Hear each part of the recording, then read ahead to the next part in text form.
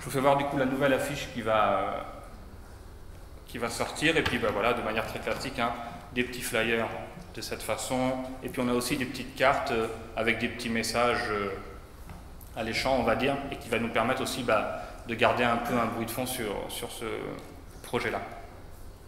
Alors on a quand même quelques bonnes nouvelles, hein. On vous dit que ça ne marchait pas trop, on a quelques bonnes nouvelles, c'est-à-dire que quand on compare notre fil actif par an, donc de septembre à mars l'an dernier, et puis de septembre à mars ici, là on est passé de 107 à 140.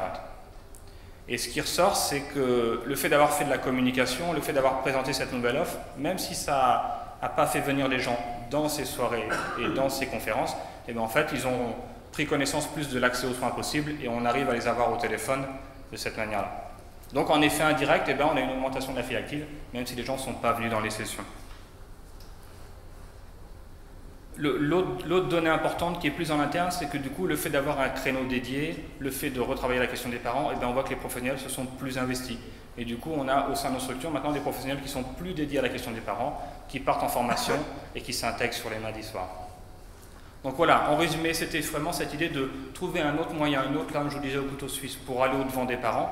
Et puis là, même si on voit qu'elle n'est pas encore efficiente, on voit qu'on a déjà de retombées en interne à nos structures.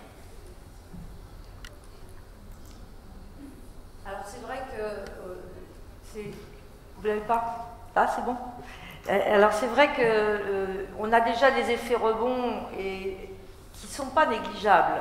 D'abord, c'est la posture des professionnels de l'équipe au regard des parents et de la possibilité de recevoir et de se sentir compétents pour aider des parents qui est en train de changer. Certains d'entre eux se forment à la médiation familiale, à l'approche systémique. L'idée de créer un créneau dédié a été portée par l'équipe, mais l'ensemble de la Pléiade, institutionnellement, s'engage pour modifier, pour revoir toutes les pratiques auprès des parents, parce qu'il y a longtemps, on ne recevait pas les parents des usagers, ou quand des parents venaient, parce qu'ils avaient trouvé du cannabis dans leur chambre, il y a ça 20 ans, on disait aux parents, non, non, ne venez pas là. Vous n'avez rien à faire ici, votre enfant n'est pas toxicomane. Et tout ce champ clinique entre la prévention et la dépendance n'existait pas encore. Donc je crois qu'institutionnellement et professionnellement, beaucoup de choses sont à faire encore. Et le changement de posture professionnelle va aussi, au regard d'autres formes d'intervention, donner des résultats.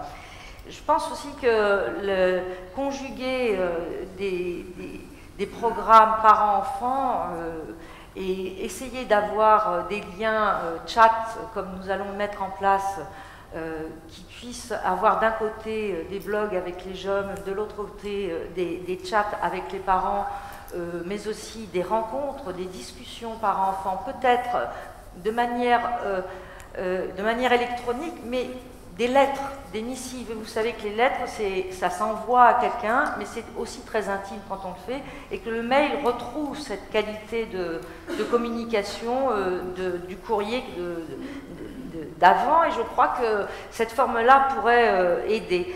Je pense aussi que, ça a été très bien dit aujourd'hui, nous avons fait une offre d'information, d'acquisition de connaissances.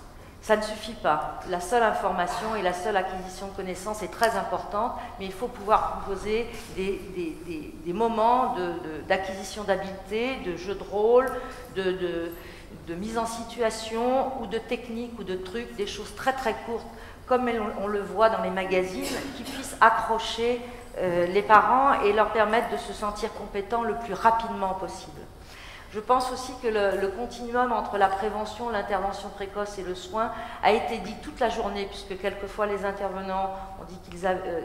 ben oui, c'était déjà après la consommation, alors qu'à d'autres moments, on est avant la consommation, et qu'il faut vraiment, et là je vais aller vers la politique moi aussi, il faut vraiment que nos politiques de santé publique intègrent cette question de la prévention en amont de la consommation, comme étant une action de santé publique à supporter par nos assurances maladies respectives, parce que pour ce qui concerne la France, en tous les cas, la recherche des financements est extrêmement périlleuse pour mener ce genre d'expérimentation et pour pouvoir l'évaluer et la faire progresser correctement.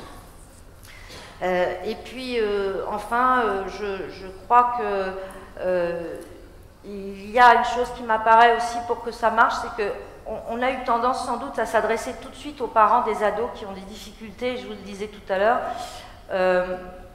Les parents qui ont des ados en difficulté m'ont dit on n'est pas capable d'aller dans un groupe tout de suite. Il faut d'abord qu'on ait une rencontre individuelle. Et du coup, le chat individuel, on va l'ouvrir là pour cela. Et donc on s'est peut-être trompé de cible. Au fond, ce ne sont pas les parents qui ont déjà des problèmes avec leurs ados qui peuvent participer à une webconférence qui, entre nous soit dit, technologiquement, c'est pas encore au point, c'est pas très vivant les webconférences.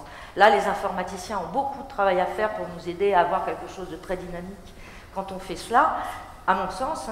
Et là, je pense qu'au fond, ce type d'approche et ce type d'action un peu plus groupales, un peu plus généralistes, avec des acquisitions de connaissances, il faut les adresser peut-être davantage à un cycle de parents d'enfants plus jeunes, parce que je crois effectivement que la prévention des addictions, qu'elles soient avec substance ou sans substance, et c'est ça qui préoccupe le plus les parents en ce moment, ce sont les addictions sans substance, c'est-à-dire les téléphones, les jeux, Internet, etc.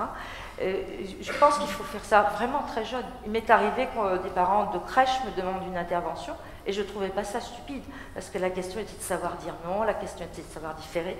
Et puis, peut-être qu'on a des programmes à créer pour ces parents d'enfants d'une dizaine d'années, juste avant que le problème n'arrive, qui les concerne déjà, mais qui n'est pas encore là.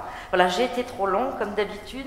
En tous les cas, nous, les programmes en France, on n'en est pas encore tout à fait là, et j'espère que nos politiques prendront exemple sur ce que fait la Suisse et tous les intervenants qui sont venus aujourd'hui. Voilà, merci beaucoup.